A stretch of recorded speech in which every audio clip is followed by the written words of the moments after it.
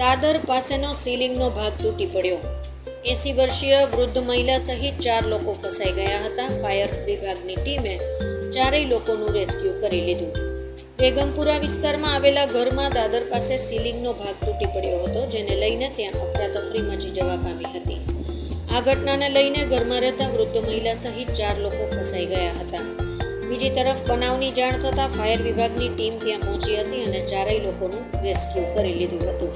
સદનસીબે આ ઘટનામાં કોઈ જાનહાનિ થવા પામી નથી. ફાયર વિભાગ પાસેથી મળતી માહિતી મુજબ સુરતના બેગમપુરા સ્થિત વડવાળી શેરીમાં ગ્રાઉન્ડ+1 માળનું મકાન આવેલું છે. આ મકાનમાં દાદર પાસેનો સીલિંગનો ભાગ તૂટી પડ્યો હતો, જેને લઈને પહેલા માળે 3 લોકો જ્યારે ગ્રાઉન્ડ ફ્લોર પર એક વ્યક્તિ ફસાઈ ગયા હતા. આ બનાવની જાણ ફાયર વિભાગને રાતે થતાં ફાયર વિભાગની ટીમ તાત્કાલિક ઘટના સ્થળે પહોંચી હતી અને ત્યાં ફસાયેલા વૃદ્ધ